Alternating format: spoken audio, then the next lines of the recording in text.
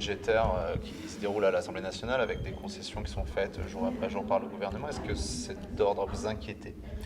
Nous, on a une ligne, on la tiendra.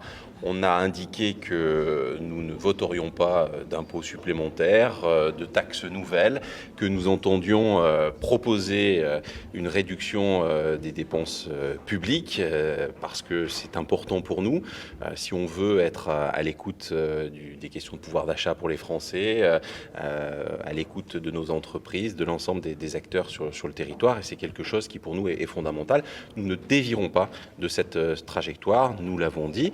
Bien sûr, nous écoutons et nous travaillons avec les collègues de la droite républicaine à l'Assemblée nationale, mais il est essentiel dans cette période où les Français nous questionnent quotidiennement, nous regardent, que nous ayons à la fois de la constance et de la cohérence dans le propos.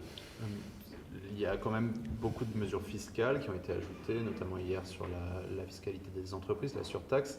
Est-ce que ces mesures-là, vous le dites clairement, le Sénat s'y opposera ici? Est-ce qu'elles sont d'ordre à fragiliser l'adoption finale du budget? Je crois qu'on a toujours été très clair. Nous ne voulons pas de hausse d'impôts, quelle qu'elle soit nouvelle, parce qu'aujourd'hui, nous sommes le pays qui a les prélèvements obligatoires les plus importants, et quelle que soit la nature des impôts nouveaux qui pourraient voir le jour, nous y sommes opposés. Donc, encore une fois, un discours très clair, et vous le verrez dans l'examen budgétaire ici au Sénat, nous serons cohérents par rapport à ce que nous avons toujours dit et affirmé. Quels ont été les mots de Bruno Retailleau à son retour ici?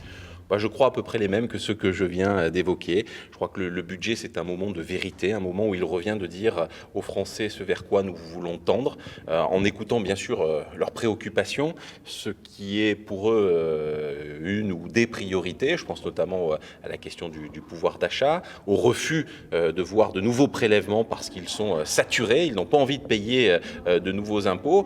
Idem pour les acteurs économiques, je parlais des entreprises, et puis aussi la question des services publics, parce que la dette, toujours plus de dettes, c'est toujours plus d'intérêts à rembourser qui nous interdisent d'investir notamment dans ces services publics qui sont plébiscités par les Français. Est-ce que vous ne dites pas, si les LR étaient restés au gouvernement, peut-être que vous auriez pu davantage peser sur ces débats?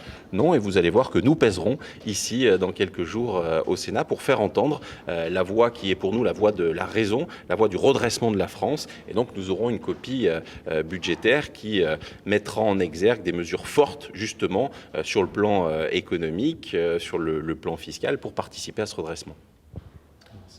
Merci.